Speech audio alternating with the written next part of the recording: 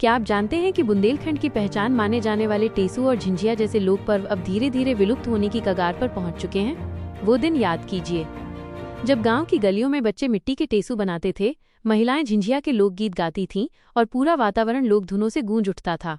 आज वही परंपराएं आधुनिकता के इस तेज दौर में कहीं खो सी गई हैं, लेकिन उम्मीद की एक नई किरण जली है।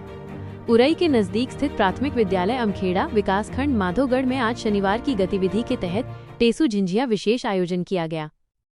इस आयोजन का उद्देश्य था हमारे बुंदेलखंड की इस लोक परंपरा को बच्चों के दिलों में फिर से जिंदा करना। बच्चों ने पूरे उत्साह और उमंग के साथ अपने हाथों से मिट्टी और कागज के सुंदर टेसू बनाए। किसी ने रंग भरे, किसी ने छोटी डंडी लगाई तो किसी ने उसमें दीपक रखा। उनकी आंखों में चमक थी, जैसे उन्होंने कोई पुरानी खोई हुई खुशी फिर से पाली हो। विद्यालय के प्रधानाध्यापक विपिन उपाध्याय ने बच्चों को टेसू के इतिहास और इसके सांस्कृतिक महत्व के बारे में विस्तार से बताया। उन्होंने कहा कि बुंदेलखंड में टेसू और झिंझिया सिर्फ पर्व नहीं है, बल्कि ये हमारी मिट्टी की आत्मा है। इन्हें बचाना, इन्हें अगली पीढ़ियों तक पहुंचाना बहुत जरूरी है। शिक्षक श्यामजी ने बच्चों को टेसू और झिंझिया से जुड़ी पुरानी लोक कथाएं सुनाईं।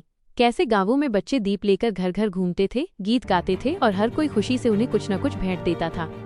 वहीं शिक्षिकाएं सविता कुशवाहा और अनु गुप्ता ने बच्चों को टेसू बनाने में मदद की। कक्षा में रंग, मिट्टी और खुशी का ऐसा संगम था, मानो पूरा गांव वहीं जीवंत हो उठा हो। बच्चों ने एक के बाद एक पारंपरिक लोकगीत गाए। उनके सुरों में बचपन की सादगी थी, मिट्टी की सुगंध थी और अपनी परंपरा को अपनाने की भावना थी। आज जब दुनिया डिजिटल हो चुकी है, बच्चे मोबाइल और इंटरनेट में खो रहे हैं। ऐसे में बुंदेलखंड की ये छोटी सी पहल बहुत बड़ी मिसाल पेश करती है, क्योंकि संस्कृति तभी जीवित रहती है जब उसे अगली पीढ़ी महसूस करे, जाने और जिए। प्रधानाध्यापक विपिन उपाध्याय ने बताया कि हमारा उद्देश्य सिर्फ टेसू बनवाना नहीं था, बल्कि बच्चों को उनकी जड़ों से जोड़ना था। ये वही लोकगीत हैं जो हमारे बुजुर्ग गाते थे, वही पर्व हैं जो हमारी पहचान है। इस कार्यक्रम के बाद बच्चों में उत्साह देखने लायक था।